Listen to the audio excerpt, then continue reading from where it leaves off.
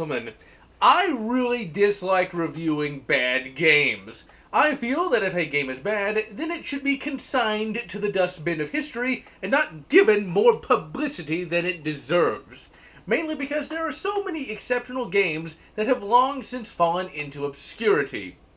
The Nintendo 64, ladies and gentlemen, is often seen as old and worn out, and possibly not even good to begin with. There have been numerous exceptional games released for that system, and many have sadly fallen into obscurity, and one such obscure game is Duke Nukem Zero Hour. As with many legendary 90s first-person shooters, Duke Nukem 3D was ported to every console imaginable. Hell, even the Genesis got a port of, shall we say, dubious quality. The N64 port was, in my opinion at least, the best of the lot, with the best graphics and gameplay, and I really loved the babe-saving mechanic. But where to go from there? Everyone back in the late 90s knew that Duke Nukem Forever had to be just right around the corner. So what could fill the void? Another first-person shooter? No, that might interfere with the coming Duke Nukem Forever, and we can't have that. Well, in the late 90s, the third-person shooter was gaining popularity due to the Tomb Raider games, and thus, on the PlayStation 1, Duke Nukem A Time to Kill was released. It was a Duke Nukem game that combined the greatness of the Duke with the greatness of the Tomb Raider. And oh, how Duke raided Laura's tomb. The game was excellent and was a great addition to the Duke canon. But 1999 rolled around and still no DNF.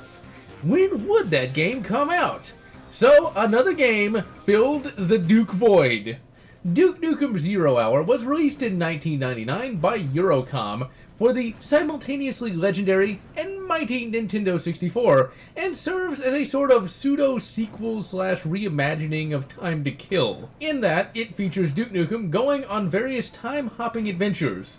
I'm not sure why both of these games have such similar concepts, but I would theorize that it works somewhat like Dread and The Raid. Both projects converged in concept due to coincidence. Whatever the case may be, Zero Hour at least does not complain about Time to Kill. In fact, in one of the later levels, Duke finds a well-rendered sundial and says, "Time to kill." I can imply from that line that the developers at least had a little respect for the guys behind Time to Kill. Duke Nukem Zero Hour is a third-person behind-the-back shooter, and unlike with Time to Kill, this is a pure third-person shooter with very little platforming to be found.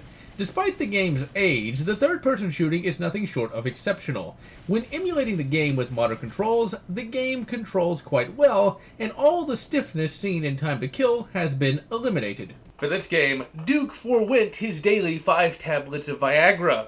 The targeting in the game is also quite good, and it's very easy to pull off shots, and there are always a great number of enemies on the screen at any one time. The weapons in the game are numerous, and they actually work and look different from one another depending upon what time period you are in.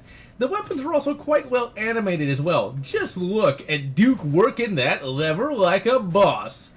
Although, Eurocom seems to have forgotten what a Gatling gun is. That is a Maxim gun, not a Gatling gun. If you had just spent 2 seconds Googling it, you would know that. Here is something that'll make you feel old. Google technically existed as early as 1999. Personally, I don't really care that they made that goof, as you never get to really use Maxim guns all that much in games, and that is more than made up for by having the lever gun be chambered in 30-30. Which the Winchester 94 would later be chambered in. Too bad the Old West segments take place during 1848, a full 12 years before the release of Henry's lever gun, and a full 48 years before the Winchester 94.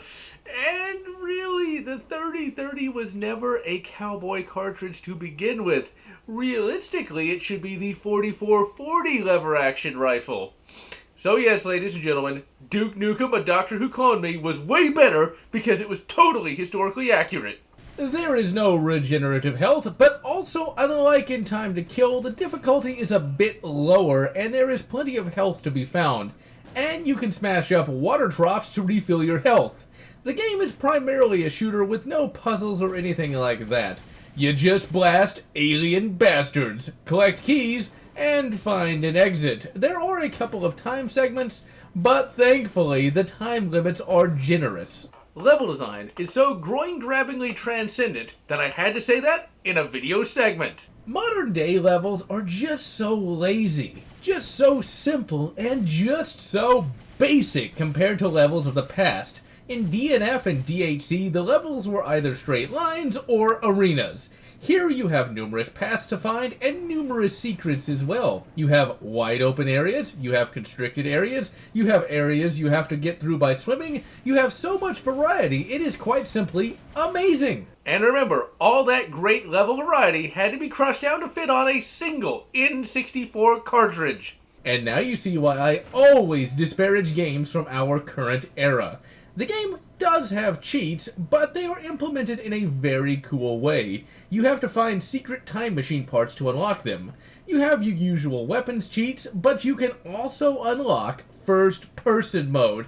And it's decently playable, but of course you cannot see your weapon, and the game really isn't set up for it. Now, as we all know, in the modern era, that first-person mode would be $5 to $10 DLC. Graphically, the game has aged. The polygons are obvious and jagged, and the textures are weak. That being said, the game does have really nice detailing. You have an armor pickup that is different depending upon the era, and all your other pickups actually show up on the Duke Nukem player model. Some modern space-age games do not do this. Remember, N64 ROM cartridge! So while the graphics might be old, the gameplay, the details, and the levels are certainly not obsolete. And while some may call this a retro game, it's what I would like to call a real game. This game is an adventure, an experience, not some disposable 5-hour campaign that is swiftly forgotten. The enemy variety is considerable, and the Octobrain is at its creepiest here. Also, there's this thing that looks to be straight out of Dead Space. Like with Duke Nukem 64, there are numerous babes to be found, and all can be saved. This is one of those things that was required by Nintendo so that the game could be family-friendly.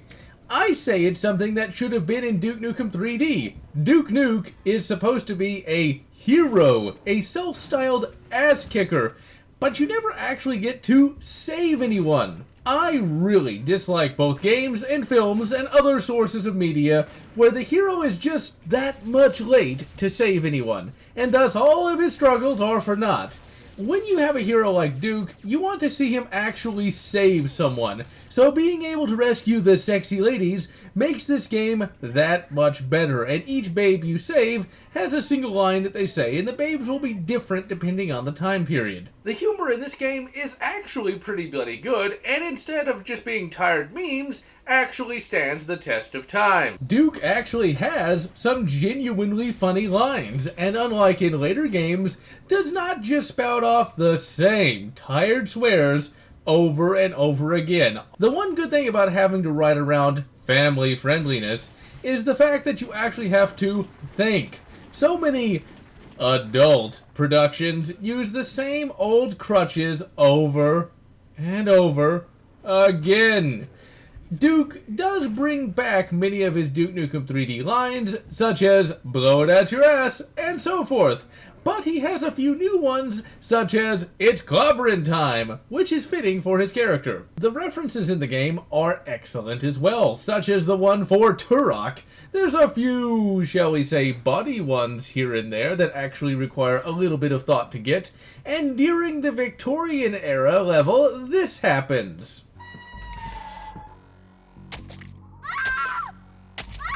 What the hell was that? Well, who better to rip a new one?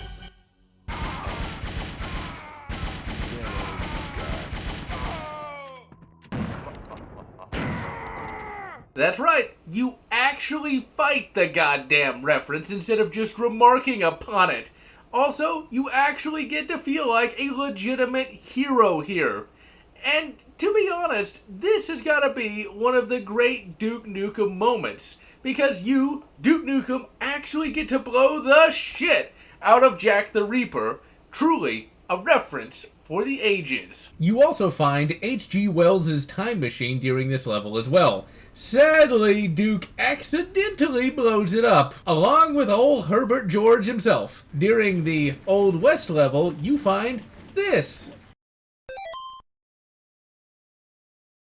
And that right there, ladies and gentlemen, is an actual example of humor. Something that has been dying a oh-so-tragic death since the late 90s. Not all humor needs to be over the top and obnoxious. That one little dig at Nintendo is actually funny without belaboring the joke, and the whole game is littered with little details such as that. And they actually require sapient thought to understand and find funny. Music for the game is good, but is not altogether that amazing. Duke 3D itself had fairly lackluster music outside of the grab bag track. Really, the best Duke Nukem music of all time was only ever found in the PSX port of Duke Nukem 3D for whatever reason. Really, the music in that port almost reaches Doom levels of greatness. Voice acting is of mixed quality. The female commander, who we shall name Carol, does a great job and actually emotes. The babe-saving voices are of passable quality, and John St. John can go from Duke greatness to why in the name of Telos am I here? Many of his lines are great, but then sometimes he just stops emoting and he sounds really, unprofessional. I mean, come on, Johnny boy! You have been in shitty games and put in more effort. Need I remind you, Mr. St. John, that around this time you did play a giant talking purple cat? I don't think he wants me to remind him of that. The voice acting could of course be better, but what we have here is at least good enough. For this review, I'm using the RetroArch emulation frontend. There are numerous tutorials to be found, and it is generally an easy frontend to get working. For the review, I used two emulators for this particular frontend. For the first level, I used Mupin64. However, said emulator stopped working when I tried to move on to level 2. So for the rest of the review, I am using Parallel in 64, and this emulator works quite well and actually makes the graphics look a little bit sharper and the picture is a bit clearer. Lastly, I am using a custom control layout with a Logitech F310 controller. Now, let's take a close look at the story. As surprising as it may seem, this game actually has a story. Let's remember that Duke Nukem 3D was Alien Bastard Shot Up My Ride. Duke A Time to Kill was rather undefined. The intro cutscene had little to do with the actual game, and you were never told why you were traveling in time in the first place.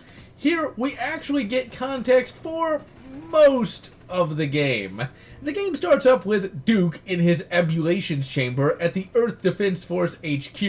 He is told by Commander Carroll that the alien bastards are attacking and that he must stop them. He heads down to the hangar and hitches a ride on an Apache attack chopper. Back when I played this back in the 90s, I was rather shocked that this line was allowed in a Nintendo game. It ain't no bike, but it sure beats the hell out of walking. Some might call that PG-13.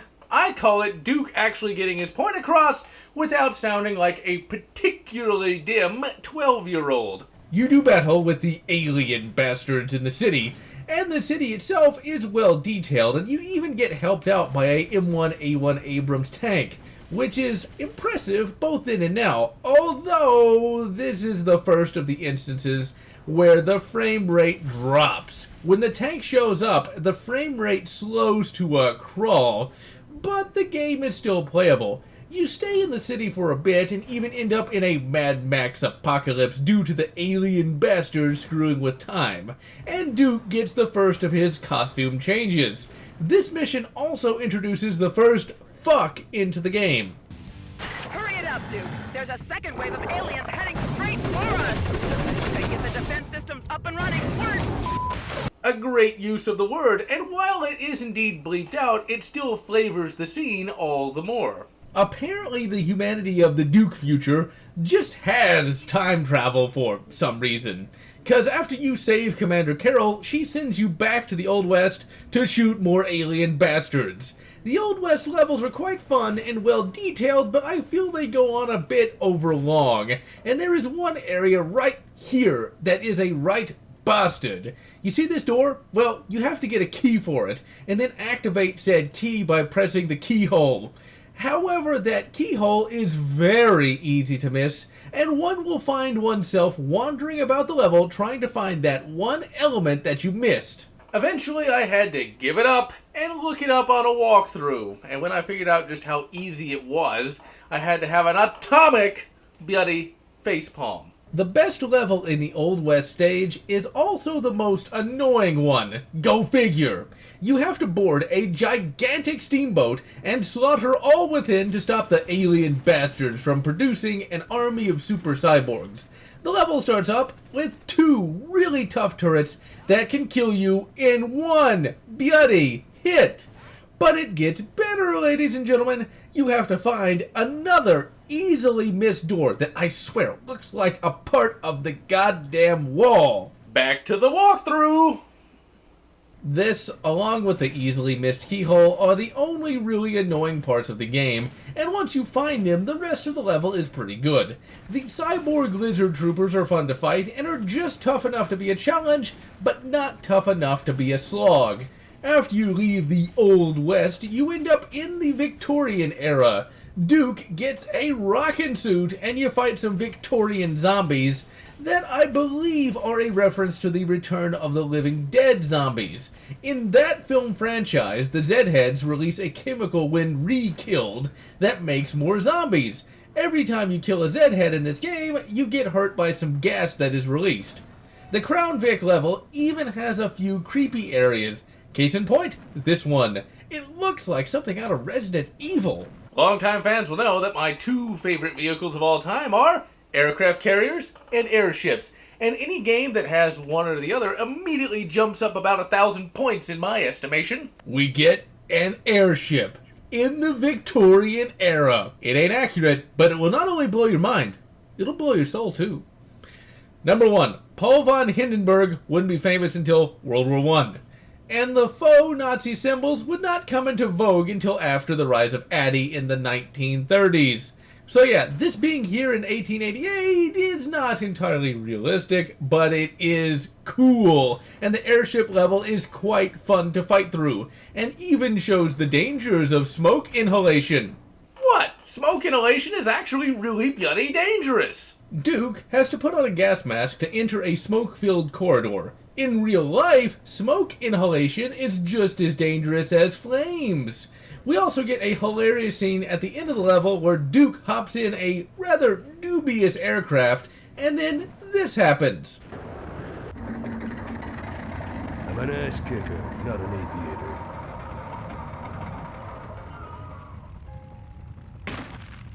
Yeah!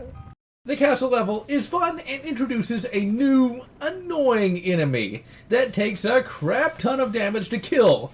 However, this is offset when you get a Tesla cannon that can kill it in a few hits. Eventually, you get back to the future, and you fight through the city some more, but then something weird happens. You have to fight various dukes for some reason. How? Why? Did the alien bastards clone Duke?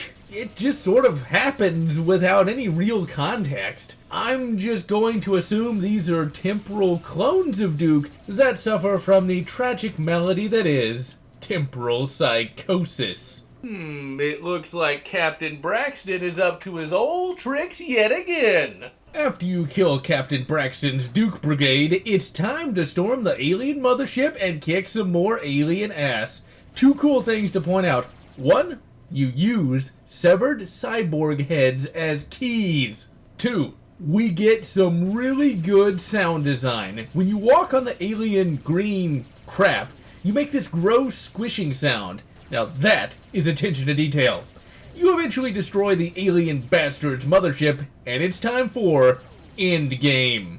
One of the big problems with the Duke Nukem final bosses is you never really know what they were doing there in the first place, and you barely ever know who they even are before you bloody kill them.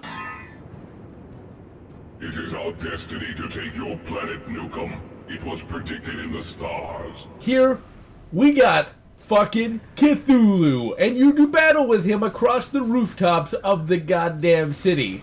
1999 compared to 2011. Oh dear.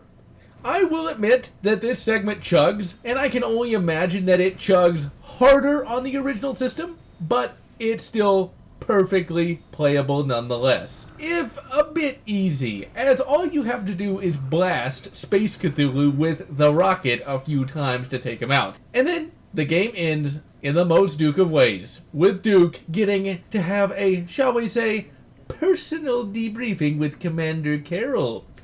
The credits, however, end on a sad note. The statue of Dukety has Duke Nukem forever written on it. Oh, how little they knew back in 1999. And thus, Duke Nukem Zero Hour comes to a close. In 1999, Duke Nukem was on top of the world. Duke Nukem Forever appeared to be close to being completed, and it was assumed that it would take the gaming world by storm. Many years and disappointments later, we know that DNF was crap. Would an earlier build of DNF have been good? Only the developers know. As it stands today, Duke Nukem Zero Hour is the second best Duke Nukem game of all time. It takes what made Duke Nukem 3D good and evolves the concepts and puts it in a third-person perspective. And for the foreseeable future, Duke Nukem Zero Hour shall remain the true sequel to Duke Nukem 3D. This is a game I highly recommend, as it transcends the mere spin-off status.